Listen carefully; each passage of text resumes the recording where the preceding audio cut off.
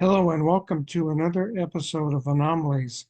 I'm one of your hosts, Dan Hall, and with me is not only my co-host but my friend of 25 years. Is that accurate, Dave? Have we known each other 25 years? I believe so. I think it was 1999. So, yep, Yeah, right on the yeah, right on the dot there. yeah. Well, it's good to have you on board. So we're going to interview a fellow traveler or a person that has a common interest.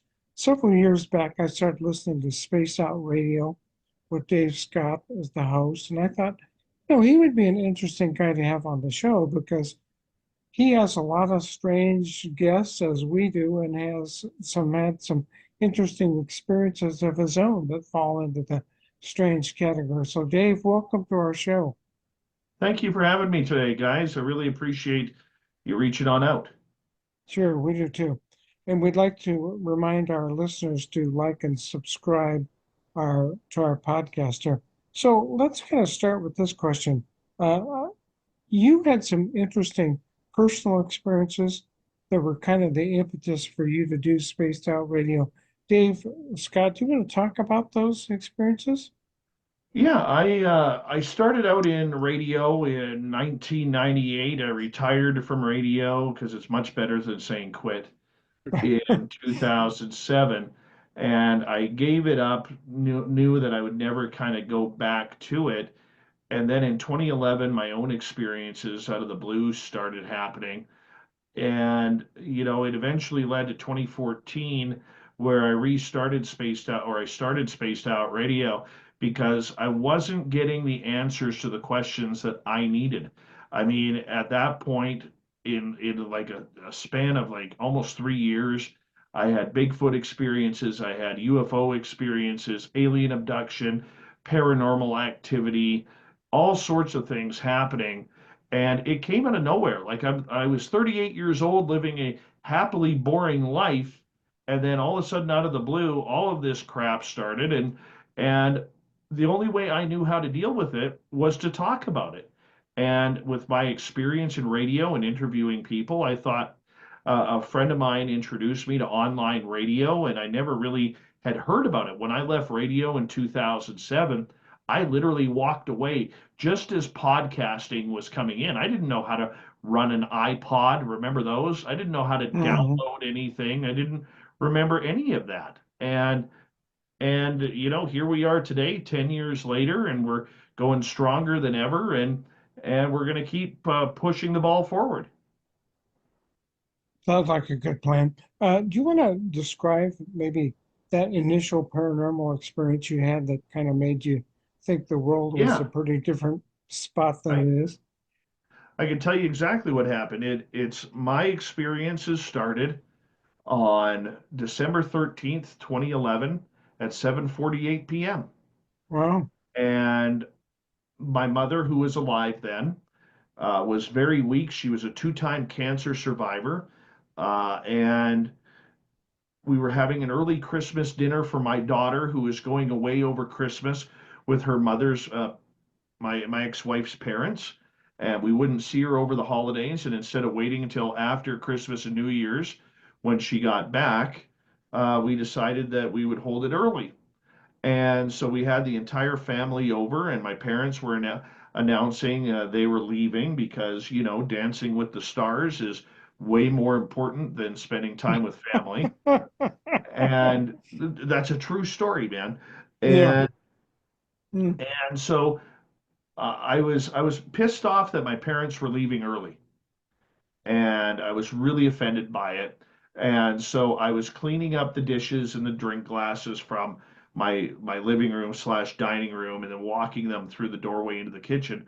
My wife comes up to me and says, "Hey, your mom's leaving. Do you want to come give her a hug?" I said, "Sure." I put the plates down and the glasses on the table in the dining room, and I go to walk through the door of the doorway between my dining room and my kitchen, and my mom's right there. And I go to open up my arms to give my mom a hug, and I realize that her beautiful blue eyes that she has are jet black, and her pupils are white. And I stared into her eyes, and I kind of cocked my head like I knew I was staring into the eyes of the angel of death. Mm. And my mom kind of shook her head, her eyes turned back blue, and I felt immediately sick to my stomach and wanted to cry. So I walked off to my bedroom. My wife followed me. She's like, "Well, what's going on?" And I told her, I said, "I just saw the angel of death in my mother's eyes." And she goes, "Well, Wow. pull yourself together and we'll discuss that after. Go give your mama a hug and because they're about to leave." Okay, fine. So I pulled myself together, wiped the tears from my eyes, and went and gave my mom a hug, my dad a hug, and they were on their way. Well, a couple hours later, after everybody had left, my wife, the kids are in bed. My wife calls me into the living room, and she sits on one couch, I sit on the other, and on the table in between us, she starts lighting a bunch of white and red candles, and because she was into all this spiritual garbage that I didn't believe in. And she goes, "Why don't you just sit back and relax and try and recall what you saw?" And as I did that, I started channeling the angel of death. Mm. And I didn't know what channeling was. To me, channeling is grabbing a remote control and flipping through the channels as fast as you can, find Yeah. something on television. Well, that wasn't the case. And he told me that my mom was indeed sick, still, and very weak, and that if we didn't, as a family, start treating her better, showing her more love, that he was going to take her home. He didn't mention heaven or hell. He just said, "Take her home." And so that's kind of what happened. And within days of that incident, my house all of a sudden became like a paranormal hotspot. Ghosts all over my house and all sorts of. Yeah, so lots of ghosts and things that go and bump in the night, and you know, uh, it just led me down a path of not being able or wanting to understand what the hell was going on. And then, a few months later, I met a gentleman who I call my guru. His name is Pascal, big, burly man. Um, and he came over and he wanted to meet me, and because my wife was in his meditation groups, he comes over and he's like, "Let's go for." It's about 11:30 at night. We'd already been talking for like 3 hours, and he goes, "Let's go for a drive, you and me." Like, "It's late, man. I got to work in the morning." He goes, "So what? What's the worst thing that happened? You're a little tired tomorrow." Like, "So what?" So, okay, so we went for a drive, and he kind of, in my opinion, like everything's so strange to me, he puts his reach. I put my seatbelt on. He goes, "Lean forward a bit," and he goes, "I'm going to give you some energy." Okay, so he puts his big bear paw in the back of my hand, because his hands were huge, and he says, "How far down the rabbit hole do you want to go?" Mm. And I made the mistake of saying all the way, Oh boy. and from there, a lot of people will say, like, if you're in this spiritual world, a lot of people will have used the term fast tracked to knowledge, and all of a sudden, I felt like I was being fast tracked on everything. Like if I wanted to see something, all I had to do was ask. Like I wanted to see Bigfoot. I got to see Bigfoot. My friend's backyard, the forest behind his ranch. I wanted to see UFOs up and close and personal. I witnessed a landing. I've seen aliens face to face. I've communicated with ghosts. I've astral traveled. I can astral travel. I don't even know how, but I know how.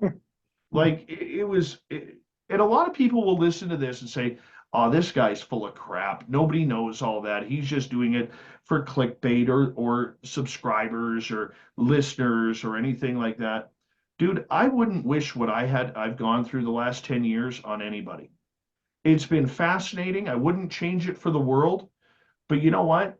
The one thing that I've learned about the phenomena is this: it can be your best friend and it can be your biggest enemy at the same time. And I have had to sacrifice a lot because of this. I've sacrificed money. I've sacrificed friendship. I've sacrificed relationships. I've sacrificed time. the birthday parties that I've skipped, or having to exit early because I have a radio show to do while, all my friends are partying and having a good time. I mean, there's a lot I've given up because of this, but on the flip side, I know that was my path. I know that's what I was supposed to do. And so here I am, 10 years, 1 month later. I'm still hosting Spaced Out Radio. We're getting bigger every day and more popular. And I've made a bunch of new friends, people that I actually click with. Oh, interesting story. Are you familiar with an organization called Opus? I've heard of them. OPUS. Yeah. Yep. So I used to be involved in Opus, and one of the things I appreciated about that is you were talking about this strange experience that you had. You didn't know who you could talk to about that. Well, that's one of the reasons that Opus exists. It provides an avenue for people to discuss some pretty weird experiences. And I'm here to tell you, I've heard some pretty weird things from people. So, yeah, that your experience of not being able to have somebody talk about it, to talk to about it, resonates with me. So I appreciate you being willing to do that. Dave, why don't you jump in here? Don't let me monopolize my conversation with Dave Scott here. I'm gonna astral travel to the moon here because I seem to be doing a ghost dance. I don't know if you guys can see. I keep disappearing. Yeah, I've got issues with my camera too. I'm in thirds here. It's kind of freaky. Anyway, Dave, I want to ask you. You said you. I haven't heard this particular entry point into the bizarre in your mother's eyes. That's a pretty poignant metaphor for lots of stuff. I mean, you're looking directly into your creator's eyes, you know. I'm sure it was a shock. Yeah. Why, how do you, first of all, what are your theories on all this? Do you spend time trying to figure out why, or you just accept and move forward? That's my first question. The second one is the angel of death. Is that something that was part of your and your mother's spiritual beliefs already, or was it something that just came to you and you said, "Hey, I know what I see when I see it, and this is death coming, forward to tell me something." So I'll leave it at those two questions. Basically, did you Yeah. background kind of stuff? I grew up Try to in figure a it out. I grew up in a non-religious family, but my mom comes from a very strict Mennonite background. Mm. And so I always believed in God. I've always believed in heaven and hell and everything like that. I never went to church, don't like church. Uh, I've really, from my perspective, and this is me, I don't profess anything on anybody else. For me, I just felt that religion is so man-made, and it doesn't matter what you could go to 6 different churches of the same denomination, and you'll get 6 different outcomes of the same passage. And I used to walk into a church because I actually enjoyed the message. I really did. But I'd walk into a church and it would be just like I didn't understand what being an empath was. And I would walk into a church and I would just what after church I would feel like I just did 12 rounds with Mike Tyson. I'd feel so beat up energetically. And I had no clue what that meant at that time. I just know how I felt. And so that belief was always there, but never really practiced, David. So, um, as far as the second part of your question, I never asked for it. It came out of the blue. And, prior to that point in my life, I had seen 2 UFOs. I had worked in a haunted building, worked in a haunted house, or lived in a haunted house, pardon me. So I was a believer of the weird and strange, but I never thought more about that rather than just a candid experience. I never delved into the depths of it all. And when this happened with my mom, I went through that whole phase. Who do I talk to about this? How do I talk to people about this? Who do I talk to about it? Are people going to believe me? Are people going to laugh at me? Or are people going to say you're nuts? Like, how do you all of a sudden say, by the way, I channeled the angel of death, right? A few months after that, my wife's grandmother passed away, and we got called to her deathbed. And I'm standing at the foot of the bed, and I recognized the energy of the angel of death from that time with my mom. And this was one of the most profound experiences I've ever had. I remember the minute I walked into the room, I could feel him. I could feel him all around the room. He would be in the top corner of the ceiling. He'd be down in the bottom corner of the room. He'd be right behind grandma. He'd be right beside grandma. Like he was floating around, and I'm like, come on, show me. It was like I was taunting him. Like, come on, show me. Show me. Just do it. Show me. Right? And I remember a couple hours later, standing at the foot of the bed. I have my wife on the right side of me, and grandma's on a hospital bed, laying down. Her feet are covered up. They're about 6 inches from me, and I'm just staring at her. I'm like, come on, just show me something. And all of a sudden, I watched her spirit leave her body,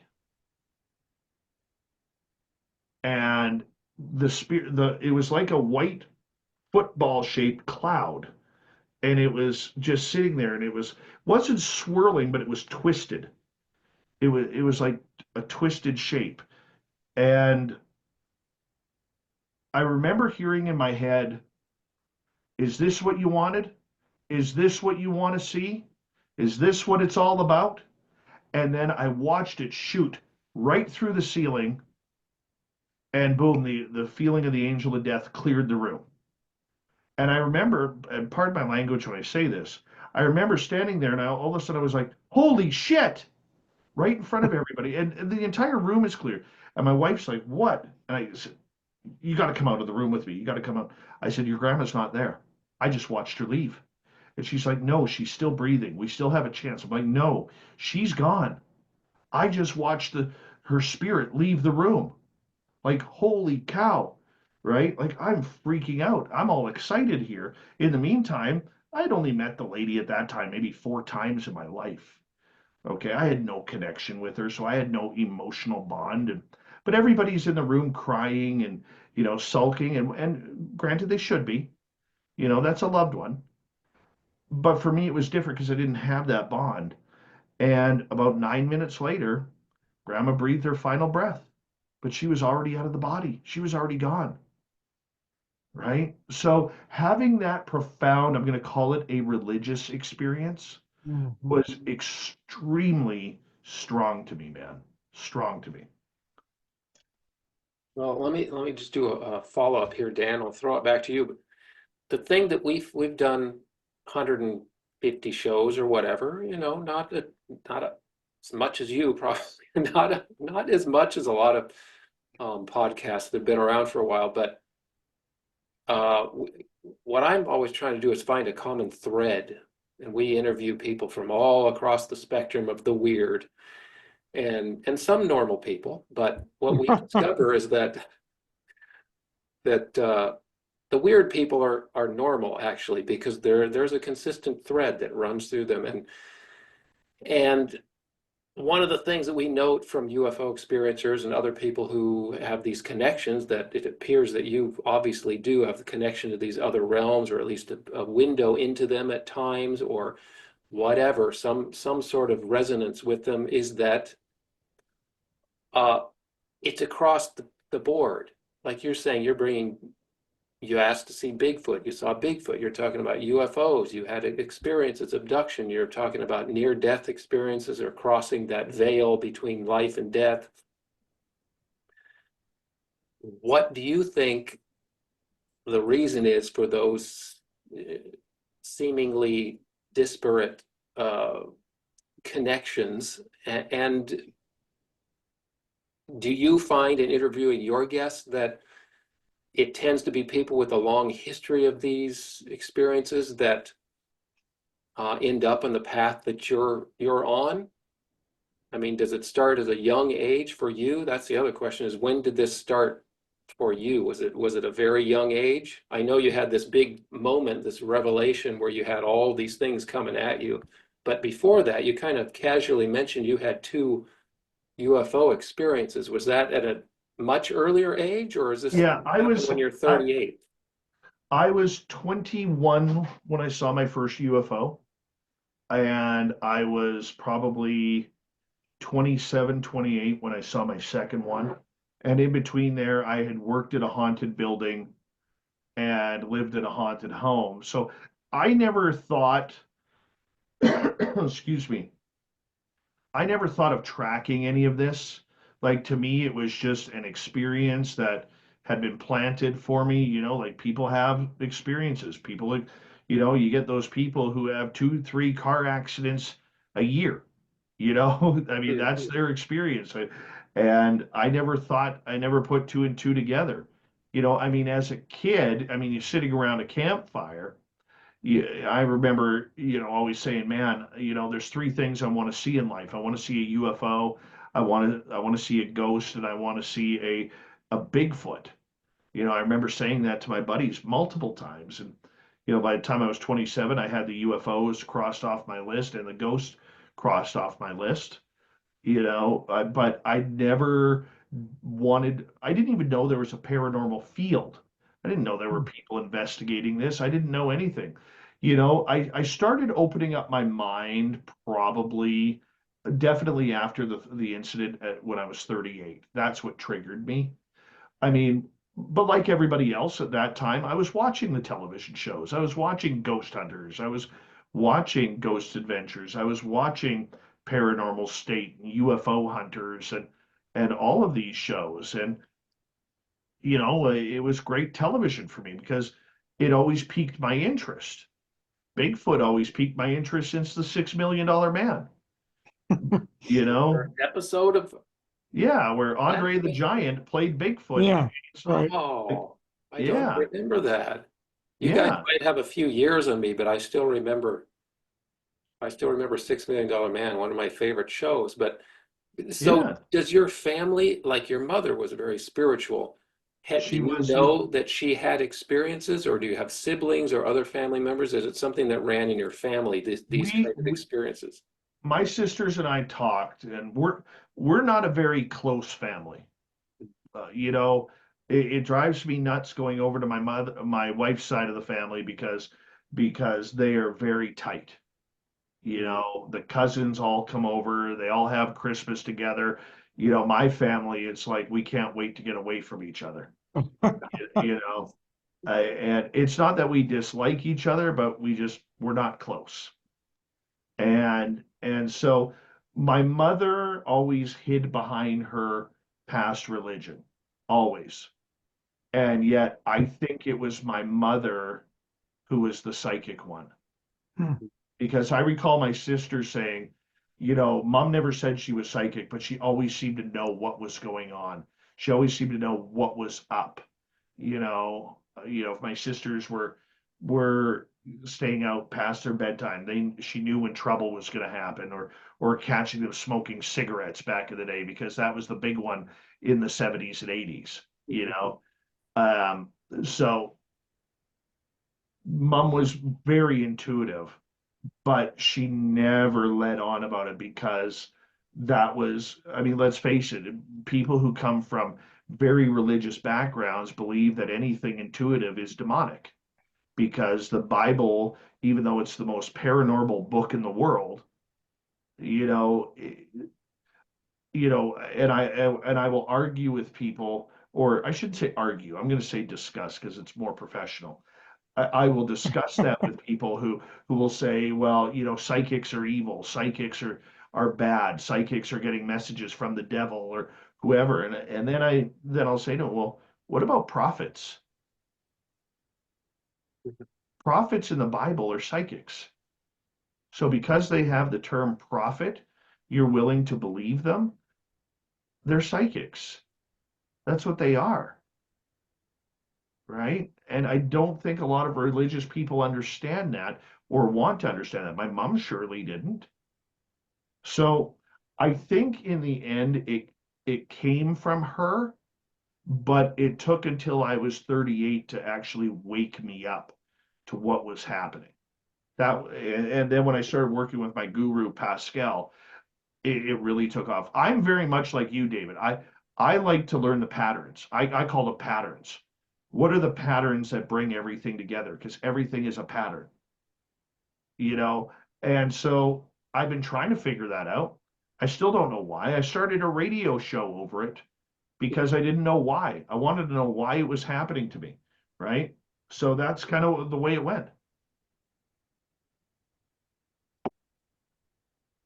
Yeah, Okay. one of the things I was thinking of as we're listening to Dave talk about this, does spaced out radio become kind of a catharsis for you to explore your own paranormal experiences?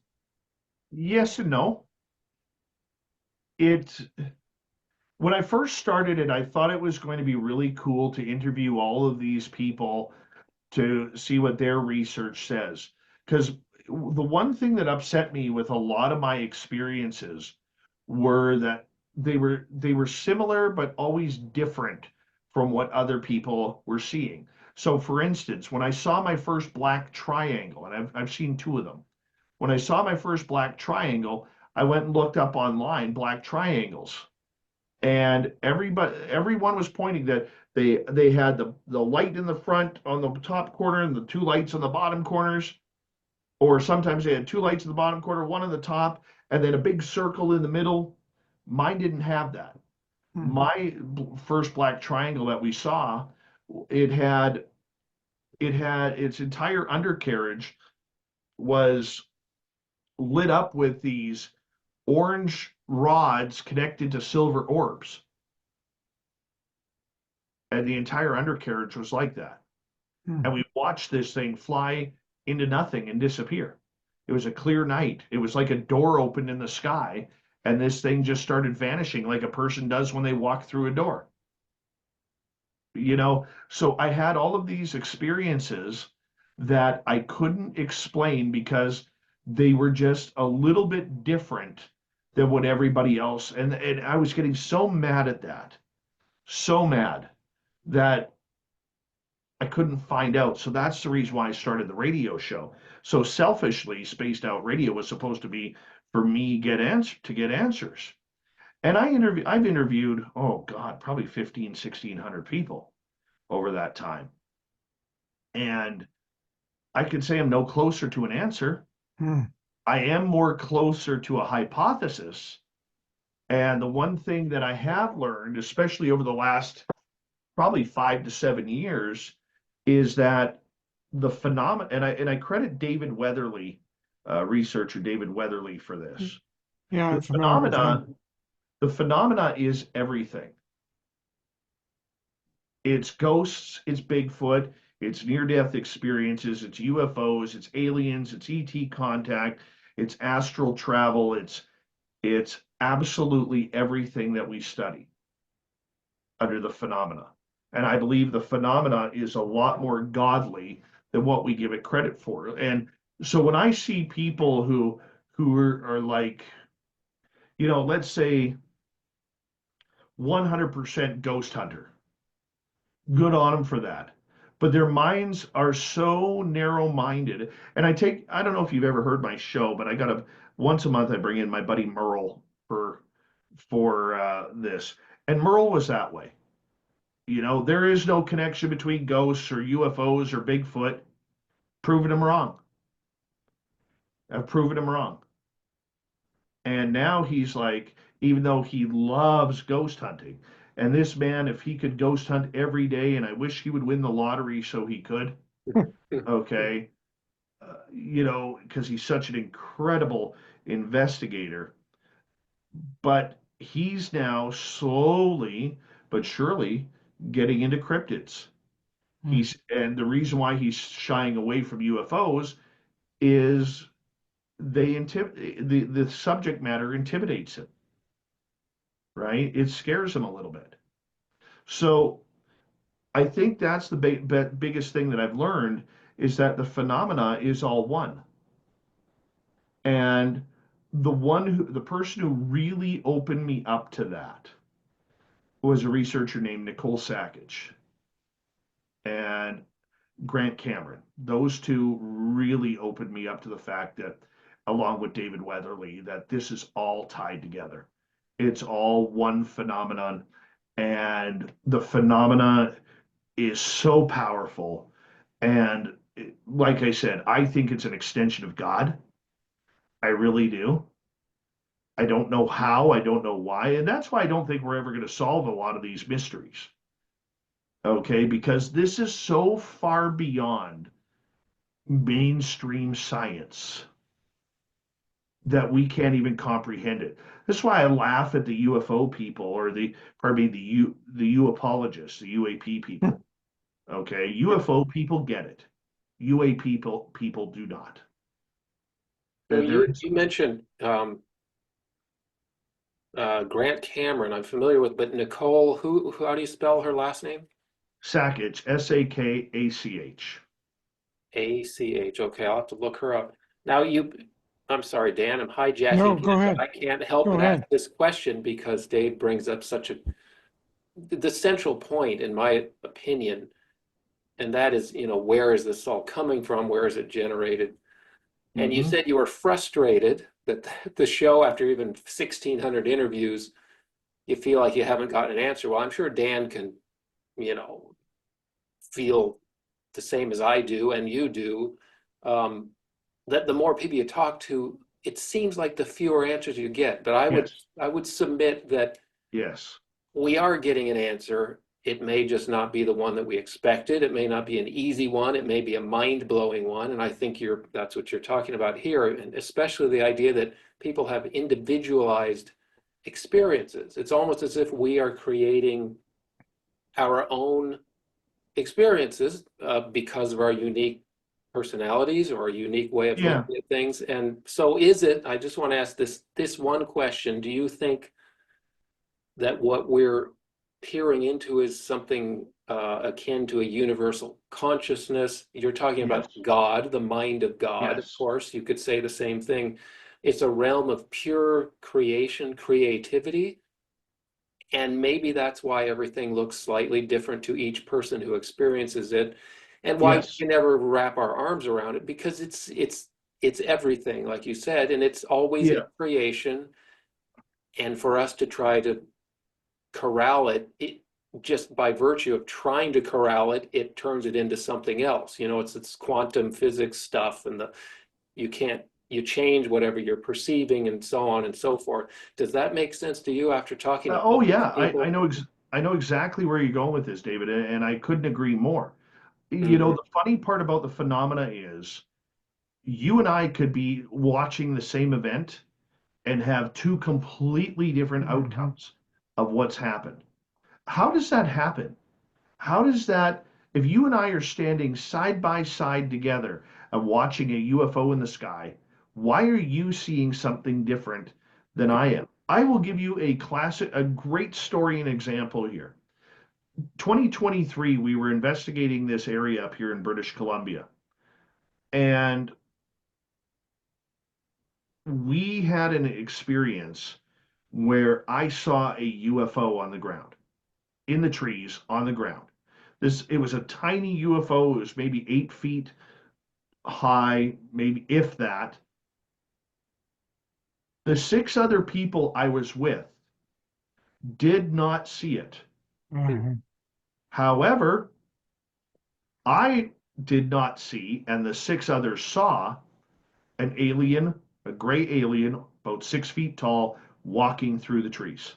Mhm. I did not see the alien. I saw the craft. They didn't see the craft. I saw the alien. We're all standing together.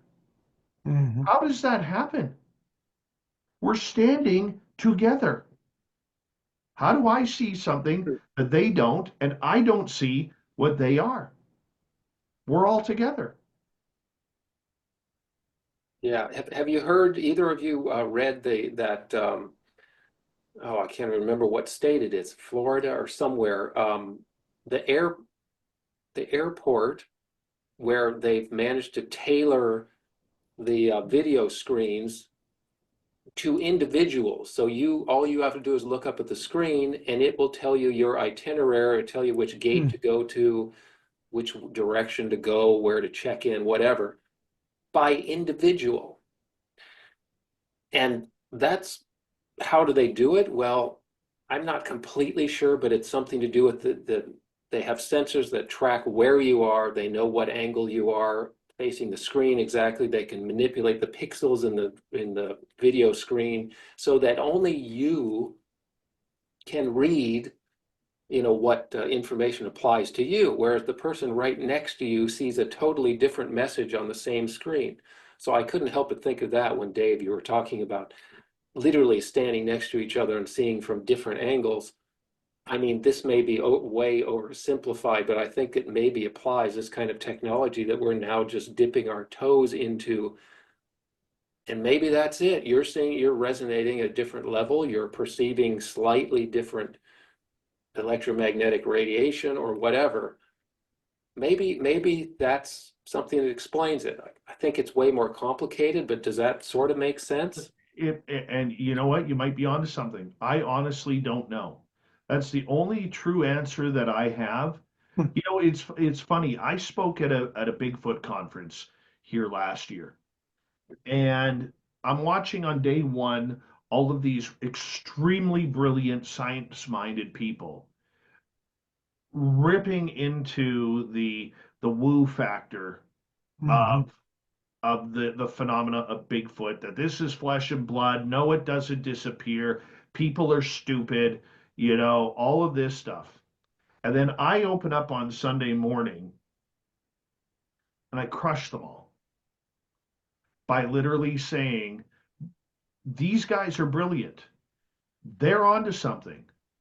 But the reality is, we don't know what Bigfoot is. There's no body, there's no history, there's no testing. We don't know what it is. So right now there's three plausibilities of what Bigfoot is. Number one, it's a flesh and blood creature, much like a Gigantopithecus. Number two is it has some sort of supernatural or extraterrestrial capability, where if you talk to a lot of First Nations, they believe it can walk in different dimensions at once. That's why you only get the odd print. And number three, you got the hippies out there who believe Sasquatch are people too and need voting rights. So there's a big clan in Eastern Washington state like that, So you look at that, and I remember saying through my entire speech, we don't know. And the problem with our field, more so than any other field that I have been able to see, and please understand, I am not a scientist. I know extremely little about science, but what I have learned is from people who are professional scientists. And the one thing that I have noticed in this entire field, whether you're talking Bigfoot, UFOs, paranormal, is for some reason, opinion has become fact.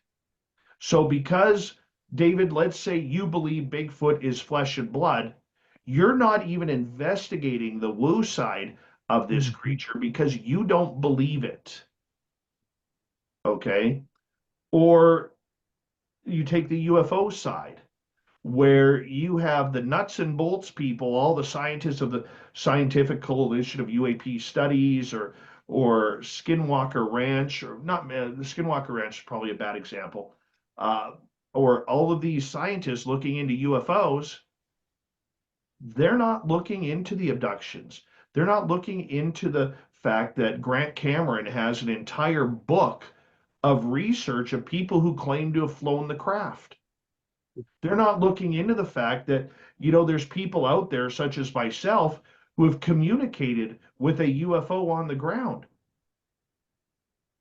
They don't understand the fact that this isn't about little green men, but it sure as hell is about little gray dudes running around and being able to zap themselves into your bedroom and take you.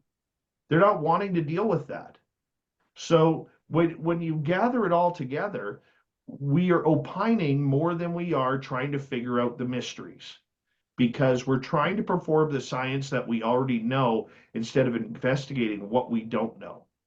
And that goes against the grain of what science is all about. Now, that being said, on the paranormal side of things, they just don't know what the hell they're doing.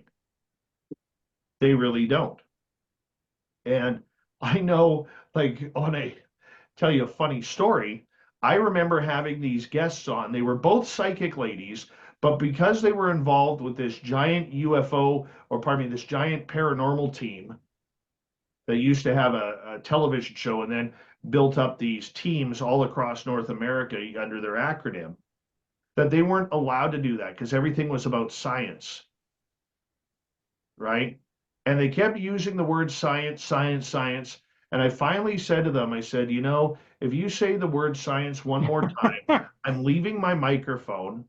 I'm going upstairs. I'm cracking a couple of beers, and we're going to finish off this interview because I couldn't handle it. There is not a paranormal team out there that is conducting anything scientific. And yet, in order to make themselves look good, they say, well, we are conducting scientific experimentation. So you have a purpose, a procedure, a hypothesis, and the testing, and then the conclusion. How do you do that when you cannot recreate the phenomena? You can't go into a haunted building where, let's say, I have interactions with a spirit named Bob every time I'm in there. And because you go in there and nothing happens because Bob doesn't want to talk to you, all you're coming out and saying, well, you know what? He's not there. What's scientific about that? We keep pulling, in search for credibility, this field continues to hide behind belief and opinion. And I think that's why the ball isn't moving forward as much as we'd like it to. Dan?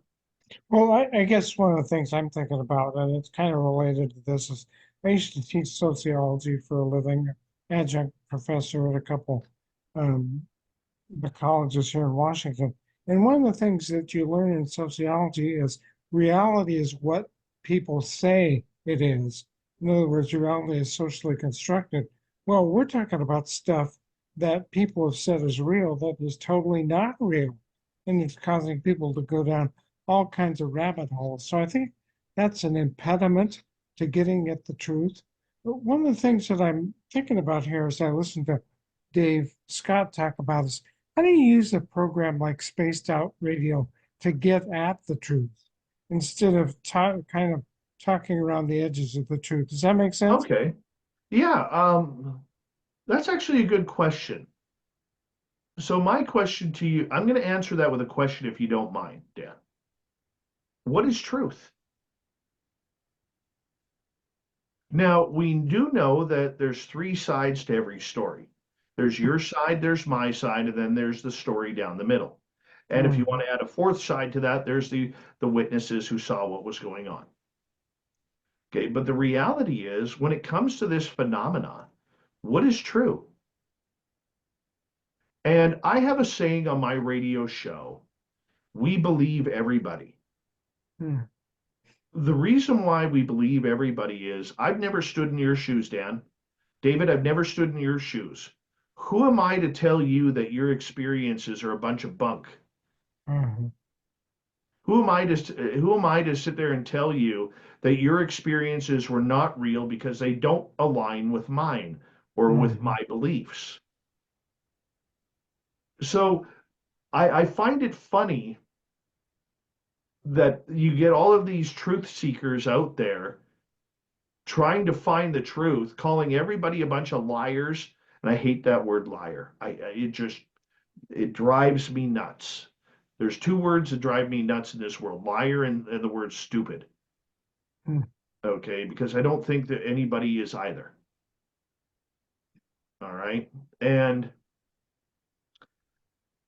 I guess what I'm saying is we have a real problem in this field because the debunkers, the skeptics, those who are on the fence, if you sit here and you tell me about your alien abduction story, about how they're coming into your bedroom 3 times a week and twice on Sundays, you get the skeptics or the non-believers or the debunkers out there, they're sitting, well, where's your proof?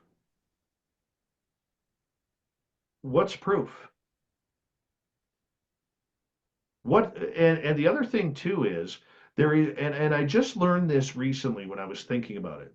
There is a giant difference between evidence and proof. Hmm. And I never really realized that before. Because What? we have evidence. We have evidence of UFOs. We have evidence of Bigfoot. We have evidence of ghosts. We don't have concrete empirical proof that any of it exists. So what is proof? If I showed you a video, which I have on my phone, of a fairy flying in my daughter's room, are you going to believe it? Hmm. You're going to say, that looks like a bug. Mhm. Okay. What you don't know, because you haven't done your homework, you're working on your opinion. This is true, by the way. I do have a video of my daughter with a fairy in Hmm. her bedroom. What you don't know is that that video was taken in the middle of winter. It was minus 28 degrees Celsius outside her window. There are no bugs here flying around in winter. Okay, there's no bugs. There's nothing flying around. And you watch this thing come right from it's about the size of a fly, comes out from her window, does a bunch of zigzagging, and then disappears. But if I put that out there, people are going to say that's a bug, but it's not, right? So, what is proof? If I play a video of a UFO for you today, the way AI is now and the way AI is trending, can we trust videos anymore? Yeah. No. Can we trust audio? I have a friend of mine in England who literally has an AI program that all he needs to do is record 30 seconds of your voice, and he can make you say anything you want that he wants you Wow. to say. Can we trust audio anymore? No. Can we trust photographs? Well, we haven't trusted photographs for 25, 30 years because of Photoshop. Think that So, ended in the 90s, right? I yeah, I don't trust anything after the mid 90s or something, no matter no, what it looks like or if it meets my expectations or not. You just can't. And like you said, the AI revolution, and I think we're just getting started on that. hmm What do you foresee us having left when everything around us could be fake? What are we left with? Well, we're left with. we have one thing. Hmm. We have people. Hmm. We have experiences, and we have the stories, albeit anecdotal. Hmm. Okay. But I think the revolution in our field is not going to be generated by somebody saying, ladies and gentlemen, we have disclosure. I think it's going to be more people getting actual tested for this. So if you say you're an alien abductee, maybe you go to Rice University or Stanford University and get tested for your alien abduction experience. And I think we're going to see a lot more of those popping up. I think we're going to start seeing more stories. The stories become more important. You look the last 25 years, how come we don't get it in the last quarter century? How come we don't get a Travis Walton? How come we don't Hmm. get a Betty and Barney Hill or an Andreasen or a Calvin Parker type story? Those all ended in the 80s or earlier. Where's ours? We don't have them. Sure, you could say Chris Bledsoe, but we don't have those stories. We don't have that person. We thought we did with Stan Romanek, but he screwed that up, right? And we don't have that person.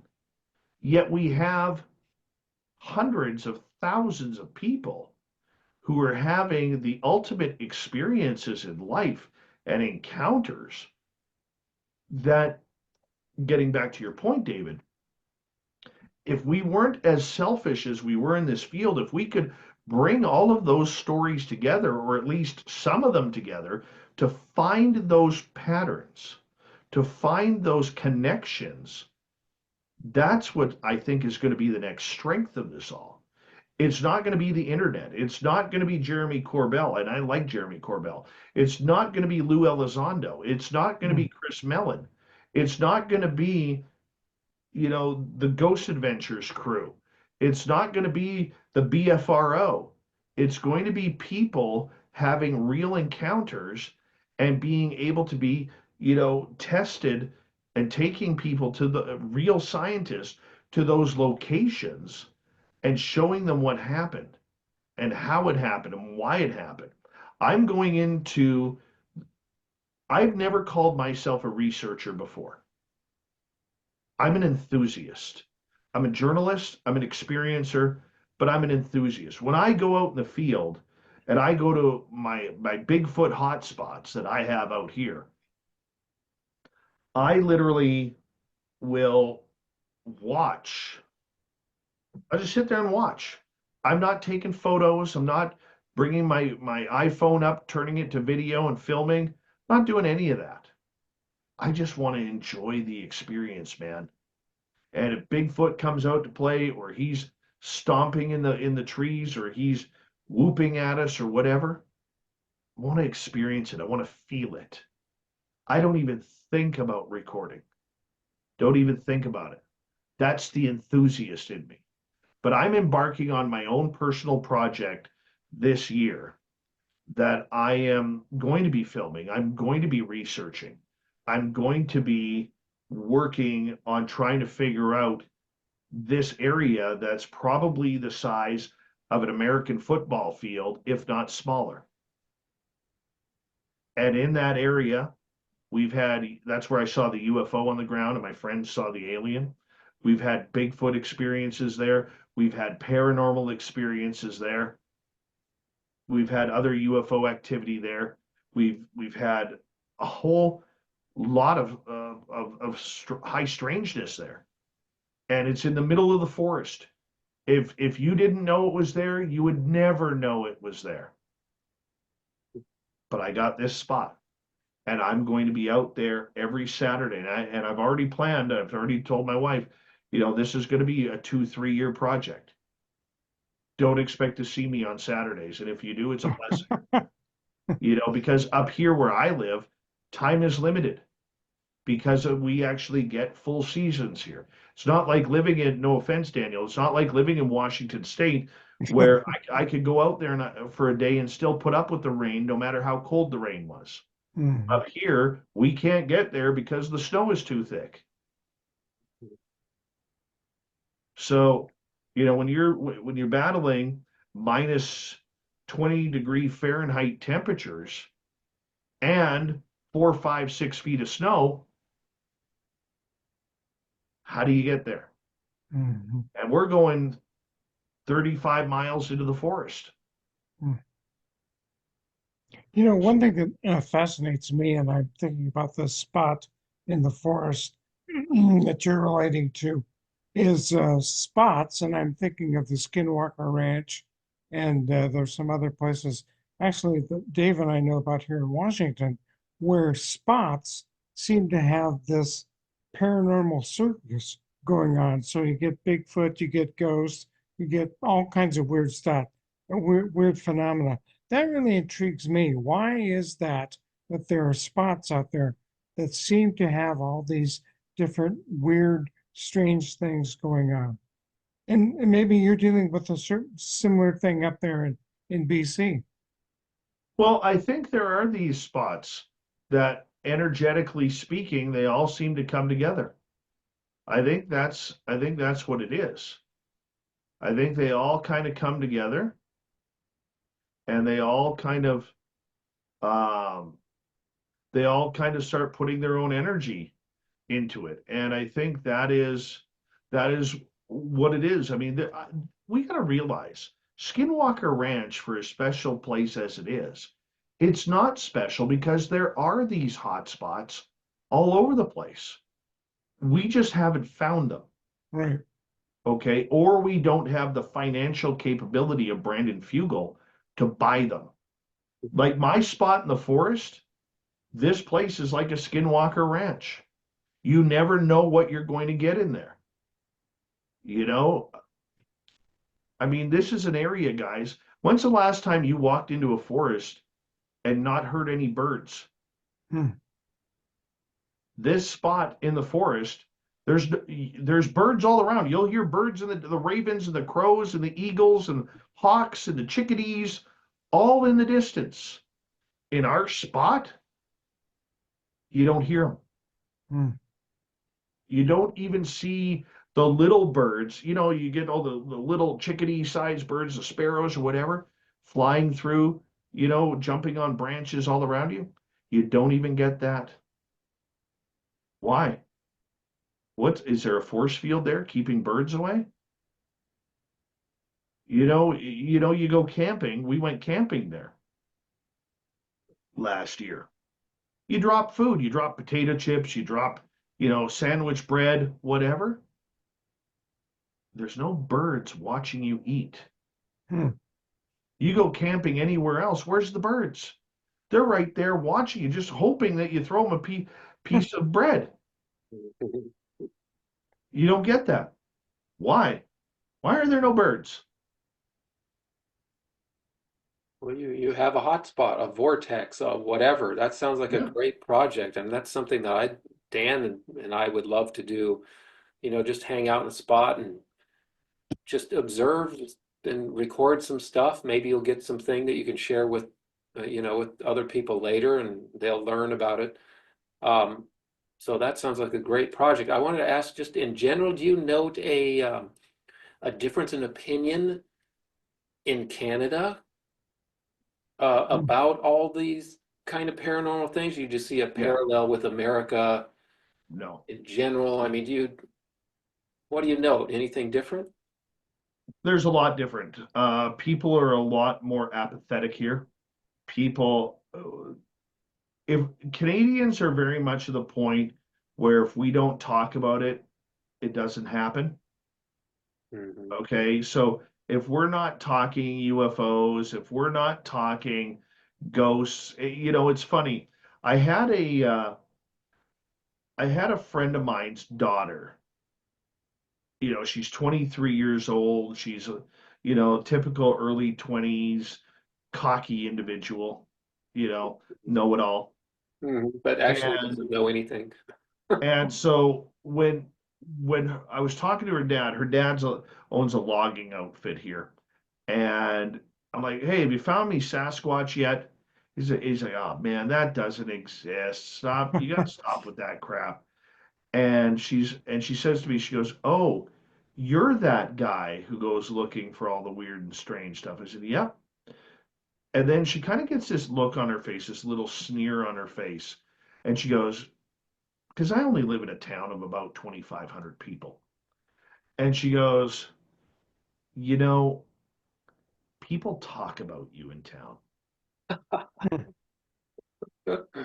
And I said, yeah, I know. Yeah, like good. And I said, but you know what's funny? I said, I know all of their stories because in Canada, we'll sit there, Dave, and if you're, say, the UFO guy, and we'll say to you, yeah, that David guy, he's weird, man. He believes in Bigfoot and UFOs. He says he's been abducted, probably, and, oh, the alien probe probably got anal probed, blah, blah, blah. We'll have a good laugh. And then you Yeah. come talk to me, and, you know, I don't like to admit this, Dave, but do you really believe in that stuff? And I'll be like, yeah, yeah, I do. And then, one time I saw something that I just couldn't explain. Hmm. And they tell you their story. And then You are the only one who has told that person, I believe you. And you know what Mhm. happens? They start trusting you. Yeah, they do. You can make fun of me all you want. I don't care. I don't care if people think I'm weird or strange or whatever, Yep. right? What I do care about is protecting those stories that I've been told. I had one logger come up to me and say, Dave, I drive truck, hauling the logs. He goes, you wouldn't believe how many orbs I've been followed by. You Mhm. wouldn't believe I had he goes, I was watching something. He wouldn't say what it was. He goes, I was watching something run beside me right down the mountain. And I'm going through these logging roads at probably 30, 40 miles an hour. And this thing is keeping pace with me through the trees. Mhm. How do you explain that? But you know what? That person has never had somebody to tell that story to who is going to believe them. And I've been that guy, right? Yeah. So if I got to be labeled the weirdo for it, perfect. Well, at some point you reach the age where you don't care anymore so much about that, right? I Very mean, you're true. like, hey, you can call me whatever you want. I know what's interesting to me. I know 100%. what's real, in fact. And the more stories you hear from people who are not yet at that point, the more sure it makes us feel that, yeah, I'm on the right track here. And doctors, you talk about something like near-death experience, doctors and nurses, they know Absolutely. for the most part because they're in the middle of that and they have personal experiences. But yeah, it's not something you'll share. And I would bet most scientists and research facilities and whatever, they've had their own personal experiences. However, they're able to push them down, suppress them enough so that they can, they haven't hit the point that you and we have, where I can't suppress this anymore. It's just way too interesting to me. It's way too fundamental. I can't live my life Yep. without devoting a significant part of it to understanding this. But if you're in a position where your job depends on it, your reputation and all that, of Mhm. course you're going to find more energy to suppress 100%. until it comes out, hopefully later. And so that brings me to my final question for you. I think we're over an hour here. Try to respect your time here, but I've got one more question. I'll let Dan end Please. it, finish it off with whatever he's got here. Um, do you, Dave, believe that there's a sort of critical mass where people, it's that hundredth monkey thing, which I don't know if that's true. I think that's a myth, the hundredth monkey thing. You get 100 monkeys thinking the same thing, and all of a sudden the whole population of monkeys knows it or whatever. But it's a cool concept. So do you think humans have a critical mass number uh, where it kind of takes on the snowball is rolling and more people really tune in? And do you think we're approaching something like that? I mean, what do you think? You said that most people are kind of apathetic, maybe in Canada. I would say most places they're apathetic about these things because it's very hard to think about them. It's not that they aren't a little interested, but it's really mind blowing and it really messes up your daily routine when you're trying to live like a typical worker or parent or whatever. It's tough mental work to think about this stuff. I mean, it can be exhausting. Like you said, you had all your experiences and you were just exhausted. So we understand what the barriers are to hitting that critical mass and that understanding of this universal consciousness and all this stuff. Do you think we're approaching that point? I'm gonna I'm gonna end that on a or I'm not gonna end it, but I'm gonna answer that on a very pointed note. I don't think humanity is ready. Mhm. I think we're too self-absorbed. We're too into clickbait. We're too into trying to make ourselves popular on social media. Life is too expensive right now with inflation and gas prices, food prices. We can't afford it. Most people can't afford a vacation these days. Remember when a vacation wasn't a luxury, it was a necessity. You know, we can't do that. And I will say this. I don't like talking about the pandemic because it usually opens doors to a bunch of different conspiracy theories and no matter what side of the ledger you're on. And I have my own thoughts on it. I'm sure each and one of you do as well. Mhm. But during the pandemic or after the pandemic, I had a conversation with Lou Elizondo. And we were talking, and I asked him a question. I said, Lou, just out of curiosity, I said, was the UFO, the people who run the UFO programs, watching how people treated people during that pandemic? Because there are very few things that are going to affect every person on this planet. The pandemic didn't affect everybody, it affected a lot of people, but there were areas that knew nothing about it. So, what are those things? Nuclear holocaust would affect everybody on the planet. The pole shifting would affect everybody on the planet. An asteroid crashing into Earth would affect everybody on the planet one way or another. Jesus Christ himself coming down from the heavens would affect everybody on the planet.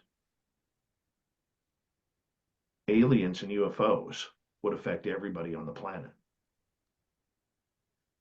And I said, when you guys looked at this and used COVID as a study on how people treated each other during this type of situation, he said, I said, did you guys study that? He goes, yes, we did. And we didn't like what we saw. Why? Well, let's think about that. We had people who were uh, panicking. To this day, we still have people panicking. Okay, we have people who were ratting out others because their businesses didn't enforce a face mask policy. We had people driving around with face masks and gloves on in their car by themselves. We had people who were ratting out people because they had too many people over for New Year's Eve or a birthday party. I mean, this is how bad it got. People hoarding toilet paper. Just because there was COVID doesn't mean there was a toilet paper shortage. There never was. You have people who still have beef in their fridge or in their freezers because they went to the supermarket, bought 200 pounds of beef because apparently cows are going to die off due to COVID. Mm. So when you look at all of this panic that happened and the way people were treating each other, charging $70 for a little vial of hand sanitizer on Amazon before they got kicked off, if you remember that, Mhm. okay? People panicked and took advantage of other people. Now, let's get to a real problem. Alien contact. What are people going to do? Look at the drones. We had people shooting up at the drones, not realizing that those bullets come down. They're lucky nobody died from those bullets that we know of. We have, you have to worry about the economy. What's it going to do to the economy? What's it going to do to people who are religious? Because anything that comes from the sky is evil, demonic, the start of the revelation in the Bible. And we're not just talking Christians and Catholics here. Muslims and the Quran have the same thing. Anything that comes from the sky is evil and demonic. And there are thousands of religions on this planet that believe that. What's going to happen to the religious? What are they going to do? What about all the people who suffer from depression and anxiety, thinking that the aliens, because Tom DeLonge said so, that they're going to come eat us Mhm. and enslave us? What are they going to do? What are the people who figure, well, the aliens are coming to eat us and enslave us? I have a list. And these are people that, hey, there's going to be no law here once the aliens put their mark on this place. There's not going to be any law. Everything's going to be lawlessness, much like Mad Max and the Road Warriors or Terminator. So I might as well fulfill my destiny with that list that I have. What's that going to do? It's going to drive people crazy. And these are all things that they were studying. Is the public ready? The mass public? Look, you may be ready. I may be ready. But is the mass public ready when they're more interested in Travis Kelce and Taylor Swift's relationship than they are about the potential of the evidence that has been shown that the United States government is covering up a phenomena that they have no control over? You tell me. I know the answer. The answer is we're not ready. Well, there's one thing you didn't, one group you didn't mention, and this is going back to Dan and I have talked about this quite a few times on the show. The Brookings Institute report done in 1967 or 8, I can't remember, that was actually delivered to Congress, and it went through everything that you just covered there, Dave. You know, religious sects, they're going to freak out because it's of the devil, etc. Yep.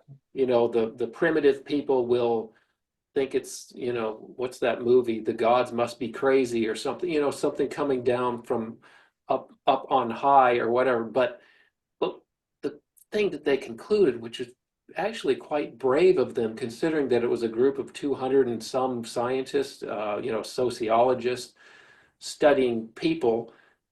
Well, scientists studying people, they concluded that it might just be their own peer group who would freak out the most. In other words, the scientists. And I think the phrase was because they view themselves as masters of their domain, masters of reality, you know, they're at the top of the academic food chain. Well, it would be the scientists that would not be able to handle this. The idea of it, you know, coming face to face with intelligence, a greater intelligence than ours, an alien intelligence, or maybe an artificial intelligence. So the scientists would freak out as well as everyone else. Now, I don't know what's real, what really would happen. I like to hope that humans would come together in a time of crisis, and we do have Yeah. some evidence of that, right? 9/11, I mean, people came together to some extent, COVID even. But I kind of agree with Dave Scott here that I don't think people are ready for that. All you have to do is watch Carl Sagan's movie Contact, which is one of my favorites. Hope you guys both saw that, right? It kind of painted an ugly picture that Dave is painting for us right now, and it's very hard to argue that that isn't what would happen. But you know, maybe we're on the cusp of that test coming up. You mentioned the drones in New Jersey and, you know, elsewhere.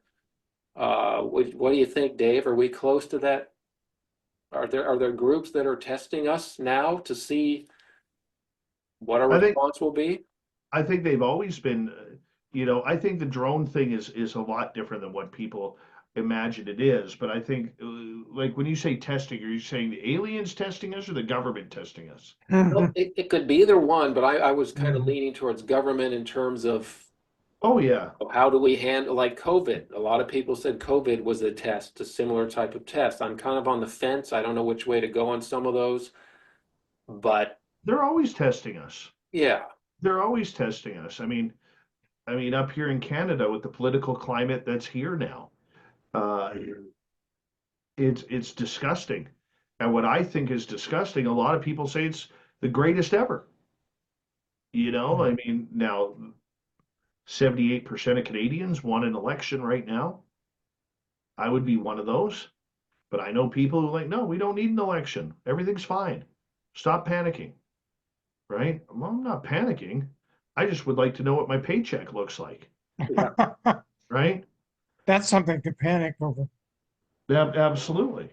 Well, there's practicality. We live in a, you know, most of the time, most of us live in a world we have to be practical. We can't spend as much time as we'd like Absolutely. on the You know, more interesting so things. that's a whole different conversation. But I mean, Yeah. in regards to the subject matter at hand, I think they're always testing us. We just don't know it. I had a friend of mine tell me, and he worked a lot of black projects. If the people of Los Angeles and Las Vegas knew that every month that there is a simulated bombing run by secret aircraft that fly over those cities and practice a bombing run just to see if the military radar systems that surround those cities would pick them up. Mhm. To this day, as far as we know, they've never been picked up. And those tests happen once a month. Hmm. But Well, people are none the wiser. Because as long as you give people a sense of hope for the dream of freedom, of life, like freedom in the US is a giant word, man. That is a giant trigger word for a lot of people, freedom. As long as you can give them, I mean, think about it. There are 180 plus countries in this world that have freedom, but we only ever hear it from one country. Now, that's not a slight against the US. I love the United States. If I could move there tomorrow, I would. Okay, there's so much I love about the United States. Every time I go there, it feels like I'm going home. And I'm saying this as a proud patriotic Canadian. and Dan and I will trade you. We'll be up in Canada. Because there's a lot of reasons to want to be elsewhere too, but you know, that again is a whole other conversation too. Yeah, Well, With I want to be conscientious about time, our time and Dave's time here. And I want to thank you for coming on our show. And let us know in the future, particularly this research that you're going to do at this spot, that we'd like to hear more about that. But just Mhm. thanks so much for coming on our show. And yeah, man. Dave's going to do some minimal editing, and then we'll put this on our YouTube channel and send you a copy of it. But thanks for being on. Appreciate it. Guys, I appreciate your time and thank you very much. The one thing that I loved about this, comparatively to a lot of other shows that I've done, is I got asked a lot of questions that I don't normally get asked. And I love when that happens because it makes it so much more fresh and fun. So thank you for a great time. I greatly appreciate you guys reaching out and let's do this again. Okay. Okay, thanks, Dave. It was great. All right. I'm going to end the session here if I can figure out how to do that. Hit the right button. And All thanks right. again, Dave. Take Thank care. you. All right, guys, take care.